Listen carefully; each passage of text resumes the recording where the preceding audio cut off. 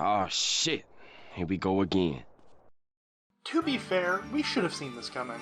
Gus likes to reuse settings for multiple games, and while Ryza being the protagonist of a second game in this subseries is atypical, her showing up in some capacity in a game in the same setting is inevitable given the recent Atelier history, as several of the protagonists across the previous games of the series either had cameos or were fully playable in games that followed theirs. And that's not even taking into account the fact that her thighs propelled the series to record-breaking profits. At this rate, it wouldn't be surprising to see some sort of final form Ryza with even thicker thighs. So, with a new appearance sporting a new outfit, it's time to take another look at the flabby meat of an anime girl like we're some sort of horniness meat inspector. Let's take a gander at these aged thighs and see if they can be classified as grade A5 waifu beef. Wait, didn't I make a joke about chicken last time? In the description? Because chicken maps better to the body parts that people lewd? Would wings be armpits? So to see how Ryza's new thighs stack up to her old set, we need to take a look at the same vectors we reviewed them on to begin with. The thigh forces of shape, texture, and accessory.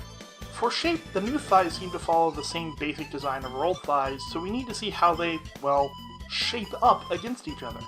Now, some people have done some measurements to compare them, but they use the key art for the two games, which are facing different directions or angles, and otherwise have differences that keep from getting a good one-to-one comparison. Instead, let's overlay these snazzy in-game model renders we got for the two games. You gotta adjust the image sizes so they're the same, and it seems her height hasn't changed across the games, which makes things a lot easier, and they're the same. The same shape. The same size. Ryza's thighs aren't actually thicker in the sequel. It's just a trick of the concept art. For all intents and purposes, her thighs are the same across both games. It feels like I've been lied to.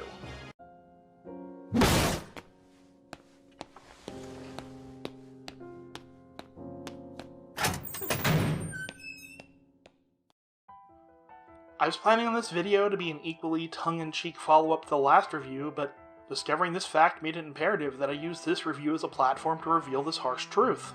I mean, this won't stop fan artists from drawing them as thick as they want, but at the end of the day, the in-game version is functionally indistinct from the first games. This means that both shape and texture would be the same as the original as far as this review goes. Yep, it's her thighs. With those two out of the way, what remains is reviewing the differences between her original and new outfit. Whereas OG Ryza was pretty symmetrical in her clothing, the new outfit is very asymmetrical. At the core of both sides are her new short shorts. Red like the old ones, but they have a bit less fabric in places. In the front there are these divots that have triangular buckles that point down to her thighs, a design element similar to Lila Desires' huge titties in the first game. Only the left side has the opening with the belts like the first one, and it doesn't have the extra little cloth across the bottom, which was used to show thickness in fan art. The left leg is rather bare now, sporting just a belt holding a vial and a feather on the outside. The belt is doing a great job making the thigh look thick by squeezing in on it, and there's a bit of Zettai Ryoiki, but the bare leg until her shoe makes it more like a break in that line of color than a strict separation of territory. The end of her belt comes down over her leg on this side, which at least adds something more to the form. This is similar to her original design, but they made the belt longer so it's more noticeable now. From behind, it's slightly obscured by this long thing on the back of her outfit that sort of ends in a metal chip clip, which doesn't really accent the thighs much. The right leg is much closer to her first outfit with its long stocking, going even higher and losing a bit of the wide as well for just a strict division of territory. The front and back have leather garter-like straps that have a bit more presence than the hanging belt strap. A couple of pouch straps hang down, but aren't really present enough to help or hinder the thighs. Finally, her weird hoodie from the first design has been replaced with a sort of jacket that has this little half cape on her right side, which serves the same purpose as the secondary boundary for Zettai Ryoiki. So, with all that said, how does the new outfit stand up? Obviously this is my opinion, but I feel like it's fine? There are parts of the new outfit I like more than the original, but as it stands I can't say it's an improvement across the board. I just have too many issues with it. The removal of the side gap of her shorts on one side, as well as the lack of the bottom cloth, takes away crucial thickness display room. Her left leg being mostly bare doesn't really accessorize it at all.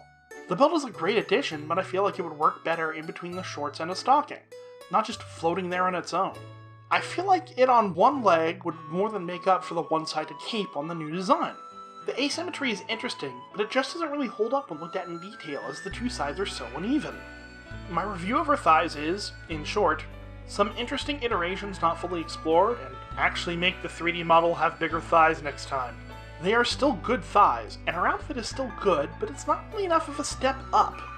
Thank you for joining me for an incredibly serious look at a character design of an anime girl people are horny about. Join me again when we inevitably get another new outfit down the line. Who knows, we could even get a time skip and get ourselves a MILF Ryza. They've had a previous protagonist show up as an adoptive mother of a new protagonist before, so it's not outside the realm of possibility. Hopefully the idea of Hot Mom Ryza makes up for the shattering knowledge that her thighs aren't actually larger. Finally done.